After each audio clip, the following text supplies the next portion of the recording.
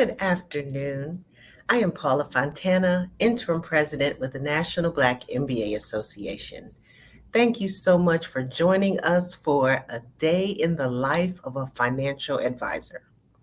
Our topic is befitting as we are in the midst of Financial Literacy Month.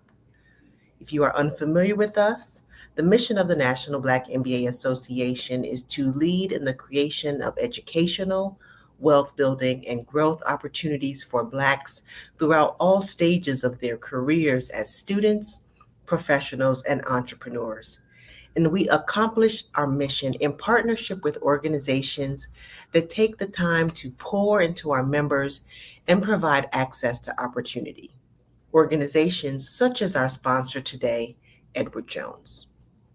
Joining me for the discussion is Jasmine Butler, a financial advisor with Edward Jones, where she partners with her clients in an intimate fashion to help them build personalized strategies to reach their financial goals and stay on track throughout their lives. She holds several prominent designations through the College for Financial Planning and the Certified Financial Planning Board. Within Edward Jones, she serves as diversity and inclusion leader for the Tampa area to support diverse financial advisors and foster an environment that allows those individuals to thrive. Jasmine, welcome. Thank you for having me. Absolutely, our pleasure. So let's jump right in, and why don't you share with us your professional journey and moments that help shape your perspective in your current role?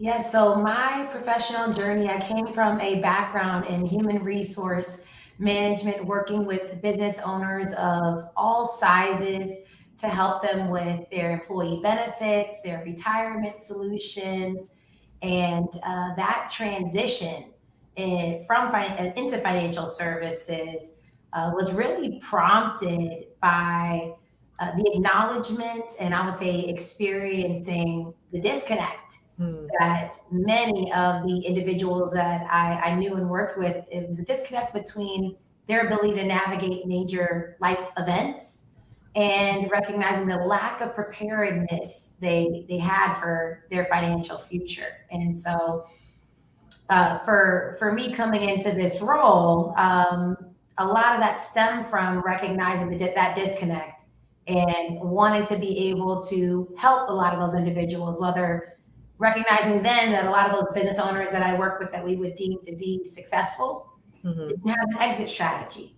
And even personally recognizing that my father, who was in IT for 20 years, I was going to be his first financial advisor right when he was retiring. So that catalyst really stemmed from recognizing the need for financial knowledge and the impact that I could make as a financial advisor and really craving autonomy. Gotcha, makes sense. So, was it difficult to transition from HR to finance? It was actually I wouldn't call it difficult. For me, it was really recognizing that it was a learning process. And one thing you learn from HR is to be agile. You never know what's going to be thrown at you in a day. And similar to that, financial advising is that same way. Mm. And so, thankfully, with the number of resources that were provided to me along the way, it was actually a very smooth transition. Great. And so, with that transition, and maybe you touched on it a little bit before, but is there sort of a professional mission or purpose or something that sort of fueled you and made you want to propel into that area? Absolutely. I think, we all have to identify what our purpose is at the end of the day. And my mission has always been to help individuals, families, business owners in that intimate fashion that you mentioned, but really just partnering to have a positive impact in their lives. And for me, go outside of healthcare, I felt like finances were the most intimate way that you can get to really help somebody move the needle forward in their lives. And that was really what helped to be a catalyst for me to make that transition uh, Hmm. along the way. Great. And so, like, what? what would you say those transferable skills are, right? We talk a lot about that within the association, and when people talk about moving from careers. So, what transferable skills do you think there were in HR that helped you pivot into your new role of finance? I would say being inquisitive. We have to recognize that up until recently, in the last few years, financial planning wasn't a degree that you could pursue. Hmm.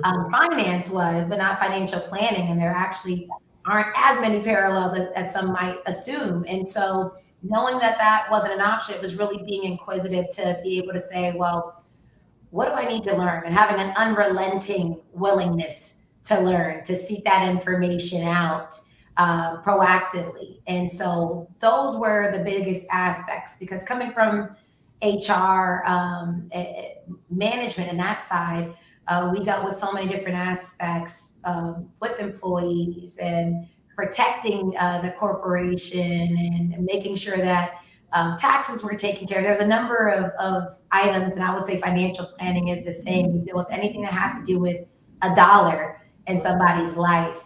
And that can incorporate a lot of things when you really take time to consider what that can look like. And so when I think about that unrelenting willingness to learn, that's how I actually identified that Edward Jones would be a great fit for me because of the resources that they offered from studying for your exams, because there are certain exams that you have to take to become a licensed financial advisor. And so knowing that I could leverage every resource that was provided to me. I'm very adamant about that, as you mentioned, multiple designations, as well as ongoing mentorship, business coaching, and so many more resources that were offered to me.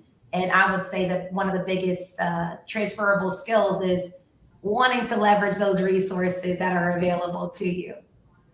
That's great. And I mean, was financial being a financial advisor always sort of in the distance for you, or as you go through your career, I think about people wanting to make that transition or maybe not even knowing that they want to make that transition, right? Was the transferable skills always at the forefront of your mind? Absolutely. I think if you kind of have that approach where uh, I would say there's two types of skills. There's those that are kind of innate to some individuals, and I feel like empathy and persistence are two innate skills. Some that you can hone in on, but also can sometimes typically be innate that will help you thrive in this role. Because for me, like many, I didn't really know what being a financial advisor fully entailed. Mm. And even when you're in it, you sometimes can't even fully grasp it until you're really in the thick of it all. But I recognized before just the person that I am is that I want to help people. And as I mentioned, I couldn't think of a better way to help somebody than with their finances because it's such a major tool to be able to propel you forward in your life. And those are the kind of more innate skills. Hmm. The more that persistence piece, I think, is consistent because most people, because they don't know what an advisor does, and you really can't always grasp fully what an advisor can do for you in particular, into particularly because until you've met with one. So that persistence is key just to be able to identify and connect with somebody to identify what could be the best way to help them personally. Got it. And were there any negative connotations or stereotypes about being a financial advisor that you were aware of before you got into it? Initially, I was not aware of any connotations, but I had a few experiences where, a handful of experiences where I was able to identify and differentiate ourselves. I think sometimes people are worried about somebody selling them a product. Mm-hmm. And once I was able to differentiate that person who sells a product from someone like myself, who's an advisor who takes a holistic approach to identifying what their needs are and helping them to develop a written strategy to achieve their financial aspirations and knowing that we're not leading with our own intentions. A lot of those assumptions were alleviated. Mm, that's good. That's good. And I love how you put that they were just assumptions, right? That people had about what the experience was going to be like, not having gone through it before. Exactly, exactly. There's some things, once again, you have to experience firsthand, but we all have, preconceived notions and to what degree. And sometimes you just don't know what to expect, but it's allowing yourself to be open and recognizing that this individual is here to help me in my picture.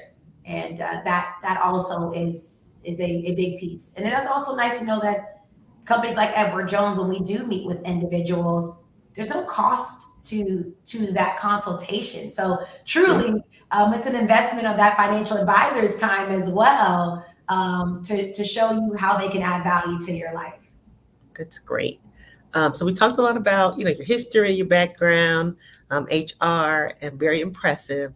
Would love for you now to just describe your roles and responsibilities as a financial advisor at Edward Jones.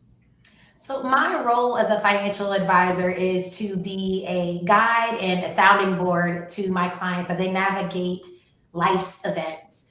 And life's events can sound very vague at first, but truly, when you think about it, what life event doesn't impact your finances, right? You bought a house, you sold a house, you transitioned to a new career, you got a promotion, you were suddenly terminated, you got married, divorced. Every one of those scenarios is a major event.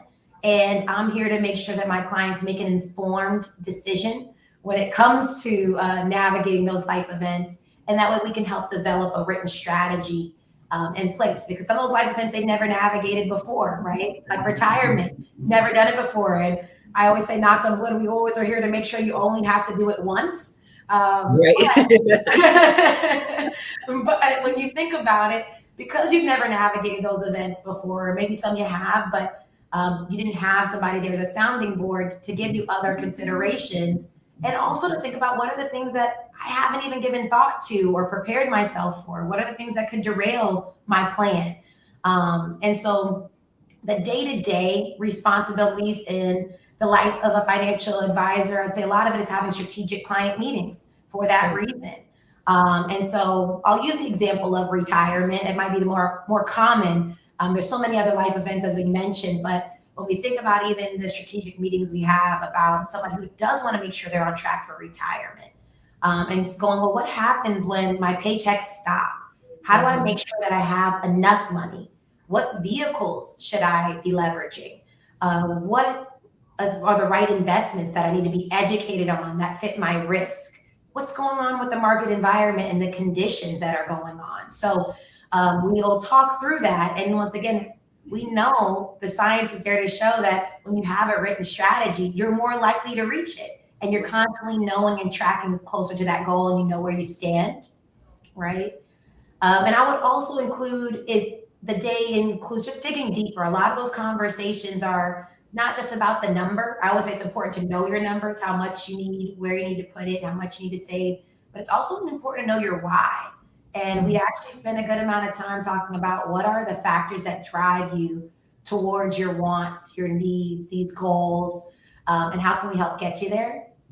And then we'll also take time, and I would say on average for me, and it looks different from one advisor to the next, but an average day would probably include about 4 to 6 client or prospective client meetings, time spent reviewing their strategy, and also meeting with strategic partners like your CPA, your business attorney, your estate planning attorney, your our portfolio managers or analysts. And so I always tell my clients, especially those with complex needs, it takes a team. And Mhm. your financial advisor should be working with your CPA and other professionals. It might be a business banker or broker to make sure, once again, we're considering all aspects before we make any decision to move forward. And that's one day. Another day can be completely different, where you might be hosting an educational webinar about what's going on in the market, or tax efficient strategies, or going to a networking lunch. Recently, I picked up golf, so maybe going Ah, to a charity golf outing in the middle of the day. So no 2 days look the right. same, which I love. It keeps me on my toes. It sounds like it, and I loved when you talked about spending time talking about the why, right? And so I think that helps people just keep things in perspective on why they're working towards a goal. Yes, yes, it's one of the bigger factors. I don't think we spend enough time talking about the why and what drives us. Because of course we can say, most people want to retire. A handful every now and then say, "Oh, I want to work for forever." But most people want to be able to retire. But what does that look like for you, right? Is that spending more time? Is it for yourself? Finding a new identity. For most, it's a new chapter in life because much of our identity is associated with what we do for a living. And Mhm. so it's a great chapter for discovery if you plan it properly. Awesome. How has your role or your responsibilities changed over the years? Over the years, I would say what's changed, and it's been 7 years now. So I would say what's changed most is it's really been an evolution, I would say, as what I would call it. Evolution in terms of the level of complex scenarios that we specialize in navigating and that I assist my clients with. So, what started on early on with maybe retirement and retirement only expanded to exit strategies for my business owners. So much of what they do every single day, you don't stop to think, well, what happens when I'm ready to sell my business and I don't have this income anymore? How do I convert that into a lifestyle that I'm accustomed to living? Or analyzing executive compensation packages or charitable giving. Once again, going back to that why, being able to leave a legacy behind, and knowing what that can look like. And once you've left this earth, what still lingers here, right? And then I would even include analyzing things like public benefits, Social Security. That might be for many their only pension in retirement, and knowing the ins and outs of how that works and how to leverage it. Mhm. That things like Medicare, those are how our responsibilities have changed years. And I would also say now include mentorship in a lot of different ways with the role that I serve in as diversity and inclusion leader as well. That's great. That's great. And I will, of course, have a few more questions I want to get to, but want to make sure that you, audience, also are engaged.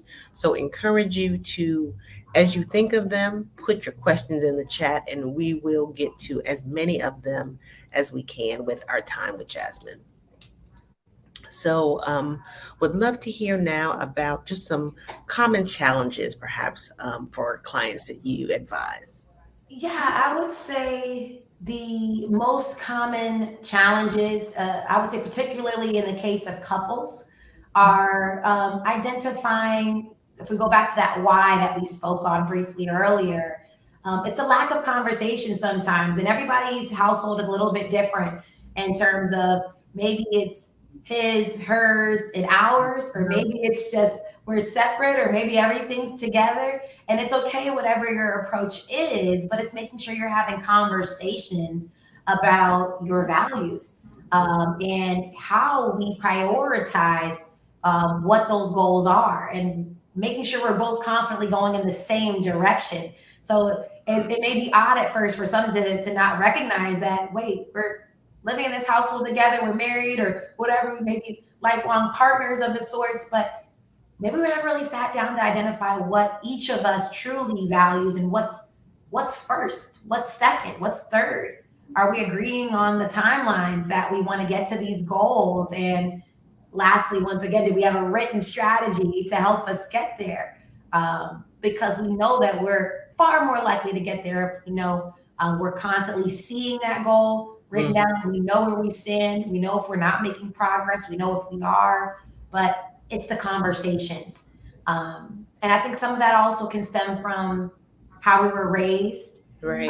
That plays a role in our relationships, Mhm. in human form, but also our relationships with money, Right. our approach to it. So I would say that's kind of the first challenge that I see is actually just having the conversation Mhm. around those value and belief systems when it comes to money and your financial goals. Crazy. It sounds like you have been in my household. So, almost serving like a marital advisor as well as a financial one. That's great. We do wear many hats. Are there any memorable conversations or clients perhaps that you've had that really helped to shape your view as an advisor? Absolutely. If I had to hone in on one or in particular that I would say always kind of hits home, it was the biggest reminder of why I do what I do. At least one of those moments. And I'm thankful that we have those moments fairly often. But I remember meeting a prospective client at the time. I was at a trade show for a women's event, and we had the opportunity to exchange information and later agreed that we would set up some time to meet and review their plan and estate plan at that time. And had a chance to sit down with her and her husband at that time. And her husband had been diagnosed with early onset dementia. Mm. And as we continued the conversation, and we did have a very in depth conversation really around their values, their goals, what were their biggest fears, what was the legacy that they wanted to leave behind, what was missing from the current relationship that they had with an advisor. Because she was actually adamant that she was comfortable where she was at. But it didn't hurt to get a second opinion on things. And as we talked through these conversations, she realized she wasn't having these kind of conversations with her advisor. And by the end of that conversation, she decided to consolidate the management of her accounts to me. And so as we were walking out, I was escorting her and her husband out, and he turns around and gives me this big bear hug and says, now you do realize you just become the second most important woman in my life. Oh. And my hug right back to him was kind of this agreement of, especially knowing with what he's navigating with dementia. Dementia is a ravenous disease. I mean, it's the only disease I say where you can lose somebody twice. While they're here and once again when they're gone. And so knowing that if something happened to her, I would be the one who's tasked with making sure that he's comfortable. His lifestyle is taken care of. His bills are taken care of. Who do we need to leverage or outsource to make sure healthcare appointments, everything would truly be taken care of. And so just that mutual hug, when we said that, was me acknowledging and embracing, yes, I rightfully will take the weight of what comes with that. And I'm blessed to be in a position where that level of trust is provided to us, and I don't take it lightly. Right. So that's one that always sticks in my head. And our client to this day, we've been together now about 4 years. We celebrate our anniversary. But it's truly conversations like that remind us. It could be heavy to some, and I get it. Life's moments can be heavy for us, but when you know that you have somebody to help you navigate those, it can walk around on this earth a little bit lighter sometimes, knowing that you have somebody to guide you.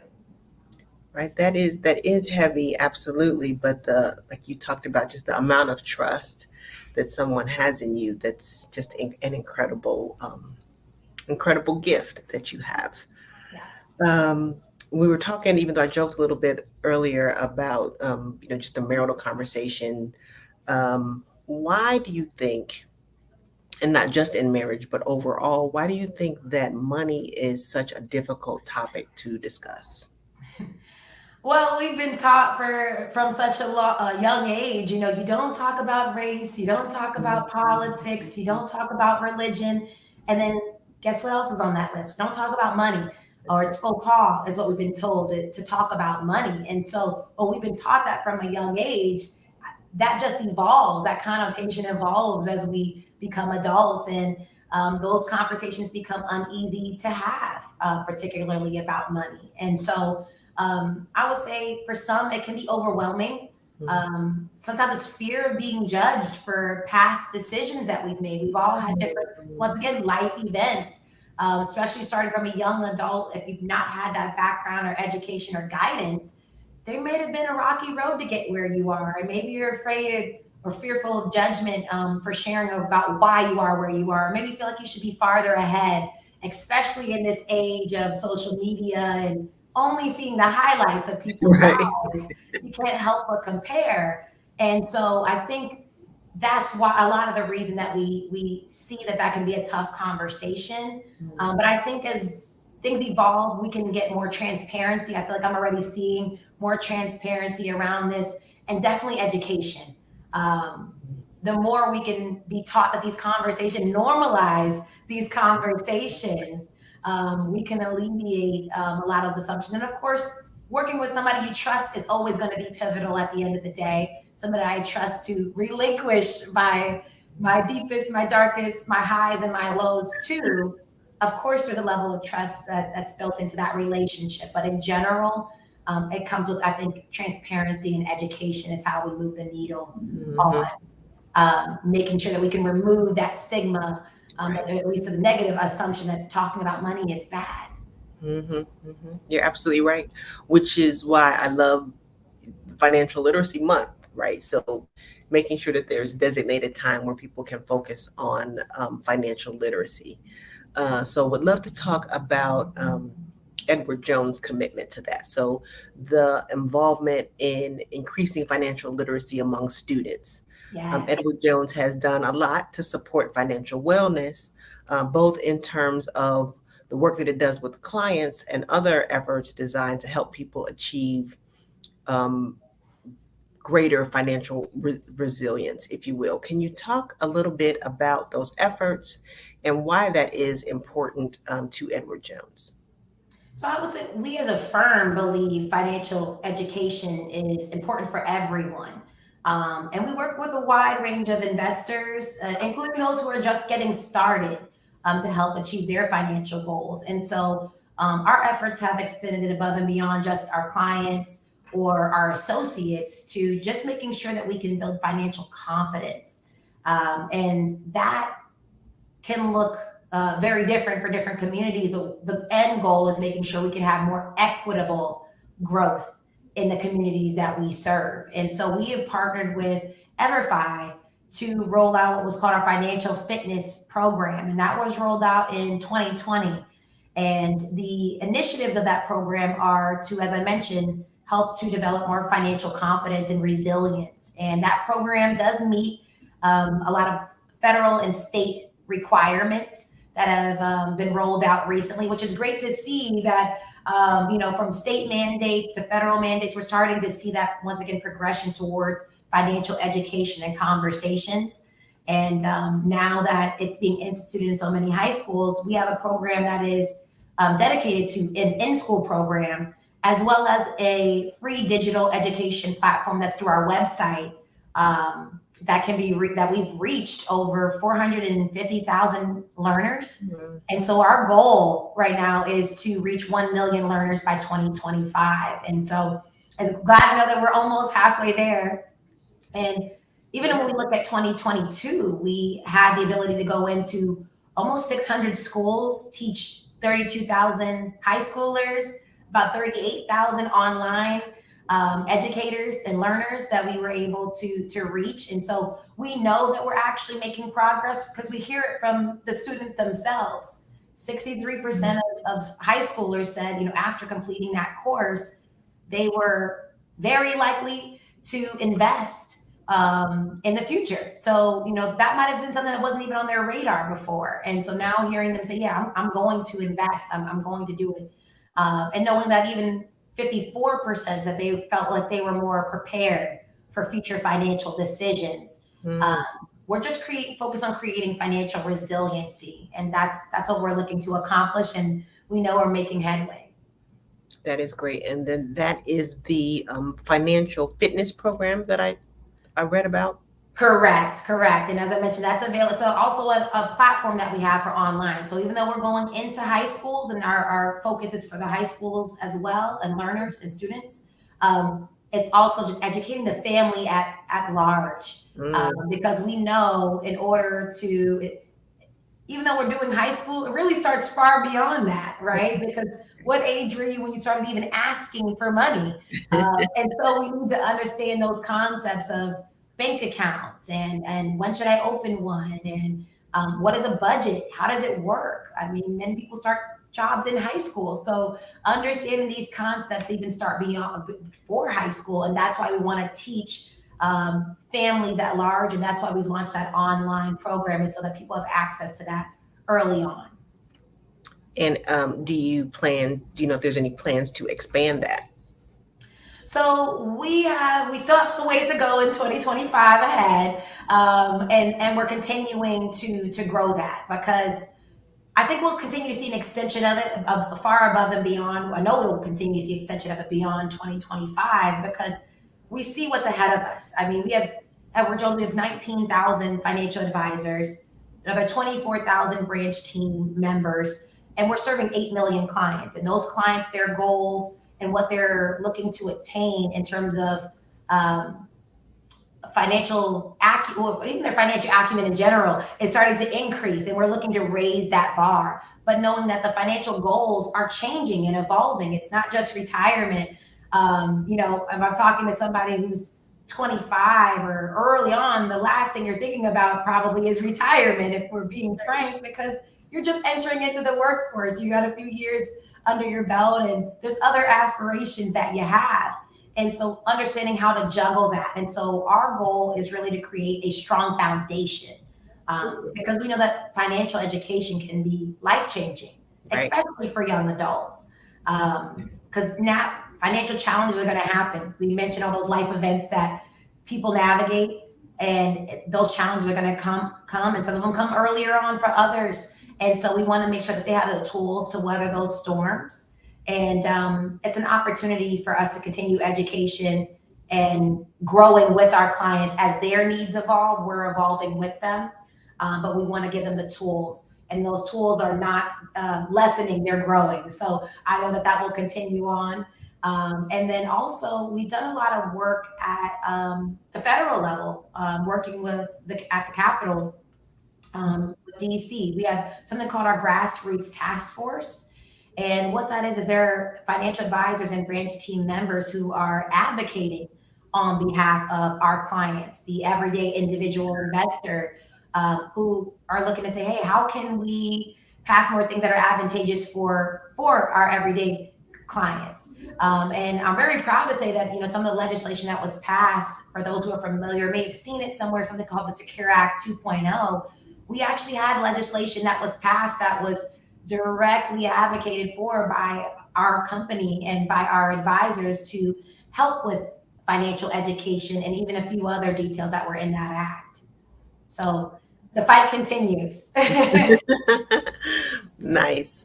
So I see a couple questions that have already come into the chat. So thank you all for that. Please continue to pour those in as we'll get to as many of them as possible. Before I get to this first question, I have one that will sort of tee it up. So advice for somebody looking to transition into your role, your industry. What advice would you give? Oh, the advice that I would give, I would say to do your research. Do your research, look for a company that's willing to invest in you day one. Mhm. A long time ago, somebody told me, it was a business owner actually I worked with in my prior life, and they were talking about wanting to spend money on investing into training their employees, saying, I didn't want to spend all this money. What if they leave? Mm, And then the question he proposed is, well, what if they stay and that's you don't train them? And mhm, so looking for a company that's going to provide those opportunities, an array of growth opportunities as well. I know for me, coming into this role at Edward Jones, one of the things that I really loved about it, and really lured me in, was the idea that I didn't have to aspire for a different role. I didn't have to wait mm, for somebody to promote me. I didn't have to wait for somebody to retire, to get the growth, career growth, and financial growth opportunities that I was seeking out. And so that's important. And also be open. Sometimes, whether it's the company themselves or maybe somebody in leadership within the company, um, if somebody, sometimes people see things in you that you may not see in yourself, and be open when they're ready to push you to a level beyond where you're at, and an opportunity that you may not feel that you're ready for. right, But there's a reason that they see something in you. And right. so And that's awesome. So for clarity, Simone had a question when you mentioned a company to invest. Do you mean a company that is willing to pay for that? And if so, what did you look for in your research? So for me, and you said willing to pay, pay for. So For me, I was looking for, well, it definitely helps when a company was willing to put their money where their mouth was. That actually was something that really stuck out to me, that this company was willing to, especially not having a direct financial coming from HR and not finance, Mhm. and going, wait, you're going to pay me to study? Am I understanding this properly? Because every other company I was looking at the time, when I was evaluating, they said, hey, you go out, you go get your licenses, and then once everything's said and done, then come and talk to us. So the fact that they were going to pay me to study and provided and laid out how to study, where to study, how to do it, and that I had all of my licenses within 3 months. I know people have taken years sometimes to get their licenses. So that was definitely important to me. Everybody's different, but that was important to me because it showed me that they had skin in the game, That's right. um, as just as much. Awesome. And so going back to earlier in the conversation, we had a question from Reach X, and that is that you mentioned certifications. Which would you say to get before the job and which after having the experience? So, in order to become a financial advisor, you have to have a Series 66, a Series 7, and then we also require a 215. So, those licenses allow you to essentially have all the access to all the tools in your tool belt to have that holistic approach. As I mentioned, some companies will require you to have that before you come on board with them. And that's what I saw the value with Edward Jones, because they were going to walk me through every aspect along the way. Designation wise, I am, once again, that unrelenting willingness to learn. I'm just a believer in constant education. I think the moment you think you've hit the top, you've got to find something else, because there's always more to learn. I mean, laws are constantly changing. Legislation is changing, rules, and how we navigate that. And I know we kind of touched on it briefly when we talked about financial literacy, Mhm. but financial literacy isn't just knowing how to leverage a dollar, it's understanding the systems in Mm, place that revolve around uh, mm. how you use your dollar, and the intersectionality of those systems from a tax perspective, from a business perspective. So as those laws and things change, there's always more to learn. And so early on, I had gotten, one of the designations I got was, that I would say was a good one to start off with, um, was the CRPC, which is a Chartered Retirement Planning Counselor. Um, and then the most holistic and probably well known in our industry is the Certified Financial Planner designation. But you have to have several years of experience before you can pursue that. And it takes a lot long. It takes a lot longer, typically a year to 2 years to attain that schooling for the CFP designation, because it's so holistic on areas from understanding insurance, estate planning, business structures. I had to know how to do my taxes by hand. I went, do Oh, CPAs even know how to do their taxes by hand? So it was so holistic, but it was a phenomenal designation to earn, because once again, it just gave me so many more tools to help more complex planning needs. So that's one for a little bit later on, but that CRPC is a great one to start with early on in your career. that's great. And so consistent education, love it. One question that came in from Melanie is what educational path would you recommend? Um, well, as a career changer, because my background was actually, it was in marketing and business. So I took technically maybe one financial course in college. So Mm, that, because once again, it all goes back to the company you're willing to invest in. And I hate to say that, because once again, it just isn't something that most programs are available. You can have a finance degree and know nothing about financial planning. And so there's very few programs that, once again, just recently in the last few years have become available that were specifically for financial planning. So if you can get a degree, if you're, in that realm, and in college now and looking for a major, and that's something that interests you, then I definitely say, hey, take a look at those programs that are available to you. But if not, that's okay. I'm a living, breathing testament that you can learn along the way, especially early on, because with all the onboarding, and that's where I said I really leverage every tool available to me Mm-hmm. through Edward Jones, because after my licenses, it wasn't, hey, you're out on your own.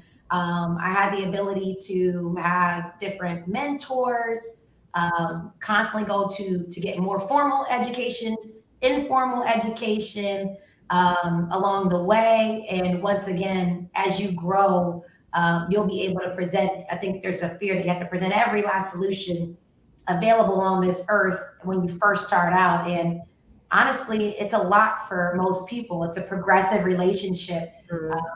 One of my clients, they joke around, she calls me her life partner because once again, as we navigate life events, so there's some things that we haven't even been on her radar that we will address, but just aren't relevant to her in this place and time. So that was my long-winded answer to say, if you don't have that background, it's okay if you don't aren't coming from financial planning. That we're looking more for those transferable skills that we mentioned earlier, as well as if you are still looking for formal education before coming into the role, then if you can have a degree in finance or financial planning or even psychology, actually. Oh, wow. I know we alluded to it earlier, but understanding people's why and being able to ask great questions is um, is Mm, such a valuable tool in what we do. absolutely. I could only imagine. This next question might be a little bit specific for this particular conversation, so feel free to let me know that. But a question from Tamelo is relates to how do you build a nest, meanwhile trying to build a business with the negative effects of COVID. Where do you start? So this is the prime example of why I say understanding your value system and your financial needs, because everybody's financial picture is so different. And so I, I will say there's some harsh realities about when you're starting a business. Mhm. That in itself is a reason that a lot of people don't start businesses, or the reason they don't aren't successful, because it's incredibly hard. And a lot of times, for most, you end up putting all your eggs in one basket. Now that payoff could be astronomical, right? But the loss could also be astronomical. And so the reality is that it's very hard when you're in the early stages of a business to continue to build your nest egg, Mhm. because more than likely you had to put most of your nest egg into your business. Right. And that's just a statistics. Most people, because if you're starting out with a brand new business, depending on your background, you might not have been able to get a business loan if this is a new business for you. Mm, And so maybe you got a loan, maybe you didn't. And so that depends. But usually you have to wait till your business is in more of a mature stage to really be able to redirect and say, now that my business is sufficient, right? mhm, Now that I can pay my bills, now that my business has built up its own emergency savings for the operating expenses. How do I now create another avenue or stream of income? Because mm, the biggest consideration I always gave to my business owner clients was, you know, your business is your baby. I get it.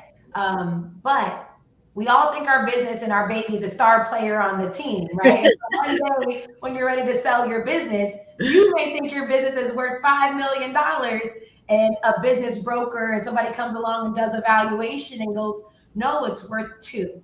mhm, And you haven't saved along the way to offset that valuation, and you've become accustomed to a certain lifestyle. right. How do we make sure you can maintain that?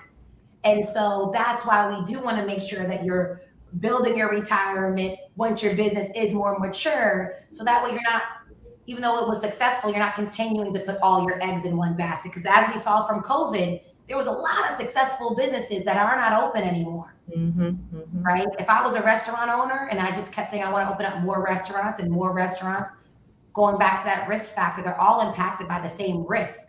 So am I really de-risking my mhm, big picture plan? mhm. So those are some of the very high level considerations that we start to talk about and introduce and connect our clients with other professionals that are needed to make sure that they're where they need to be in the future. This is good. This is good. A day in the life. I can't. It's just. It's incredible what you do. As we are waiting for more of your questions to come in, I would love to hear from you about like your why. Right. So, what experience in your life or professionally influence your perspective on the importance of finances and money management?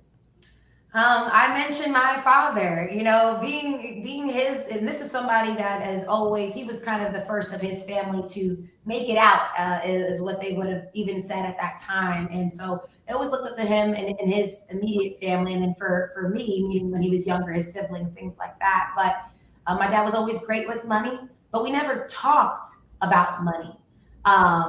And so it wasn't until I got into this career path and the timing kind of aligned where he had literally just retired and was going, after he retired, like many do I have enough?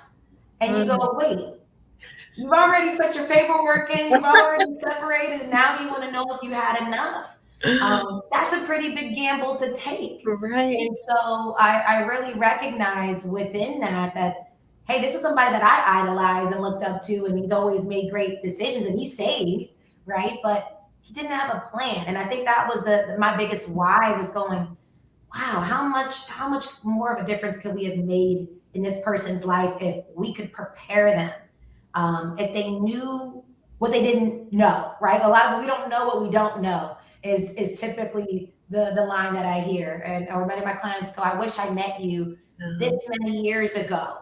Um, how different my life would be.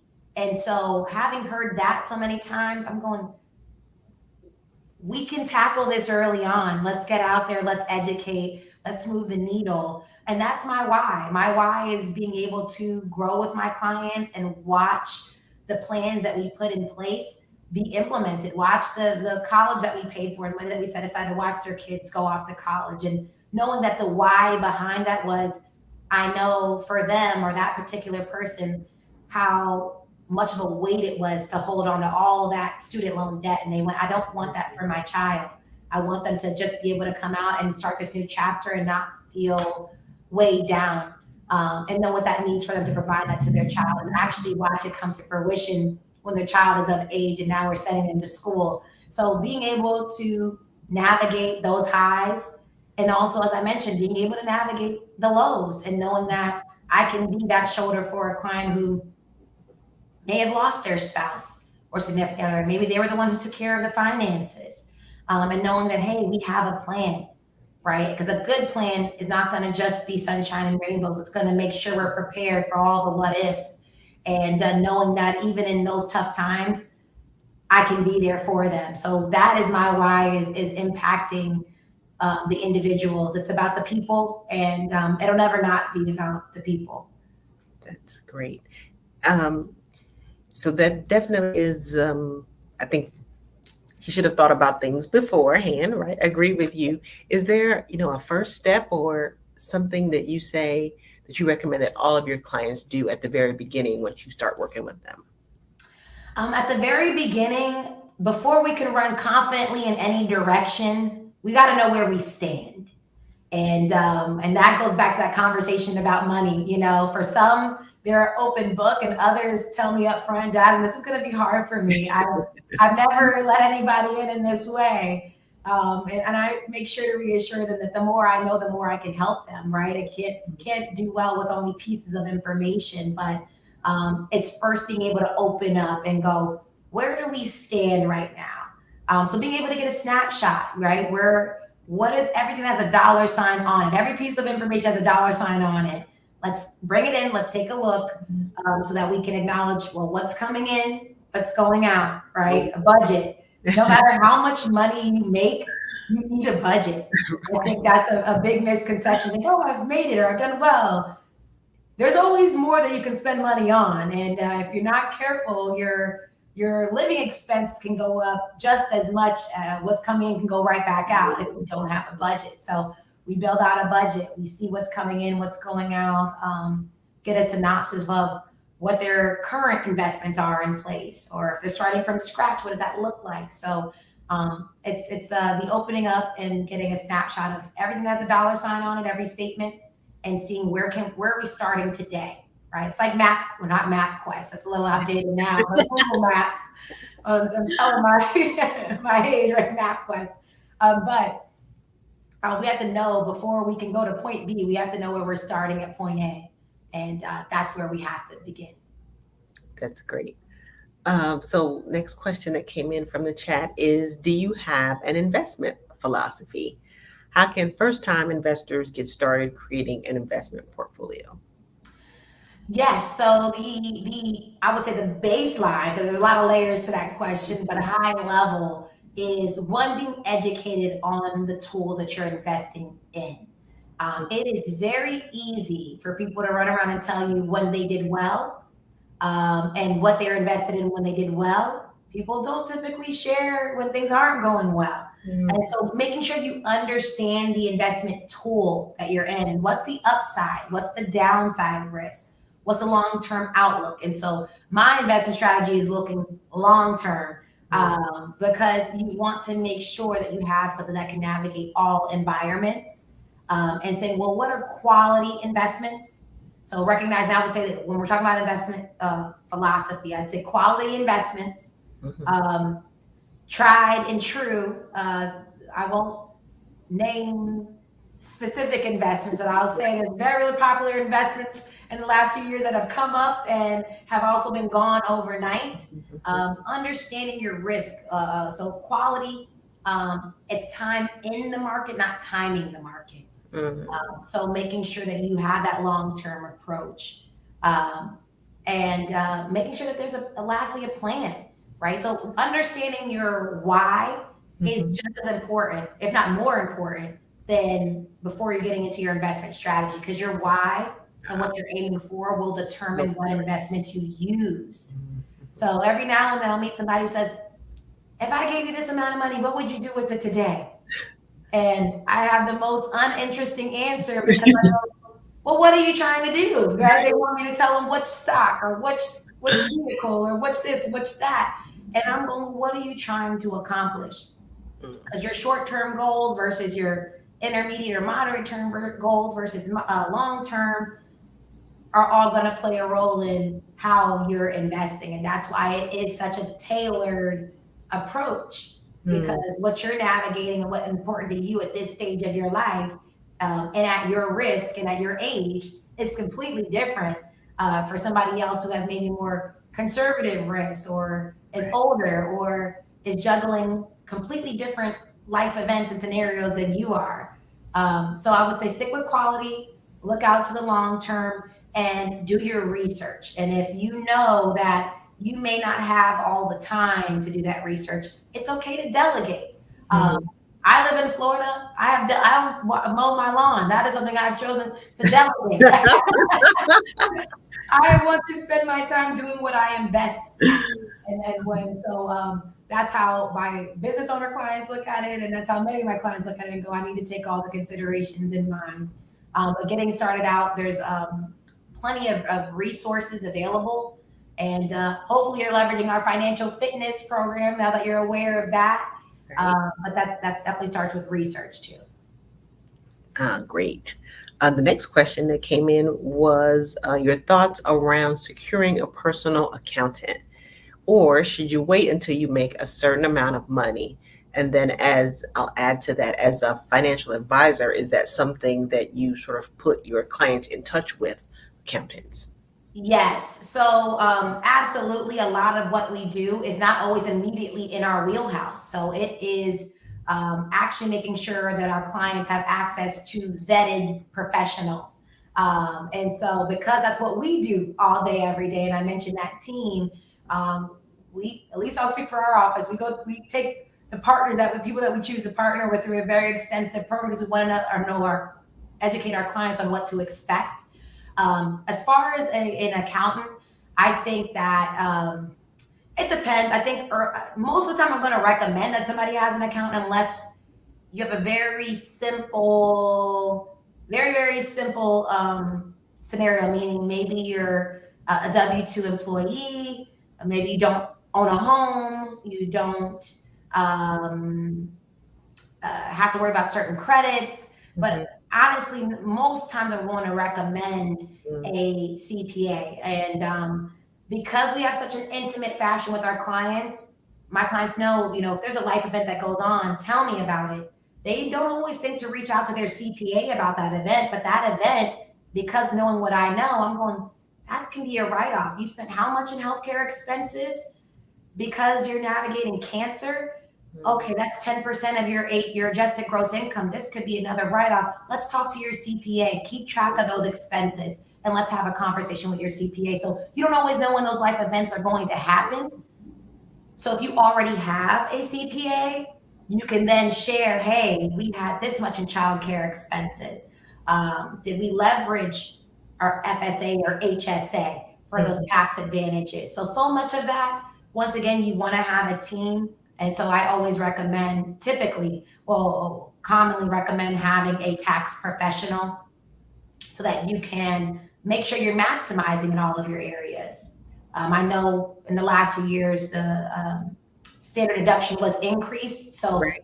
for many, if it was a very basic kind of simple return, it was okay if you did it. But I think if you have a family, I think if you have you're owning a home or you took care of a loved one, there's certain life events that can create a number of write-offs, and a CPA or Mm. tax professional can definitely help to make sure your all your dollars were leveraged to the full extent.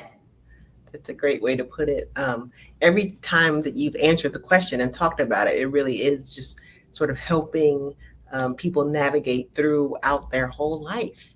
So that's Truly, I do a lot of work with the Alzheimer's Association, and one of the things that we talk to and educate is to caregivers, to educate them because Alzheimer's is one of the most expensive diseases out there.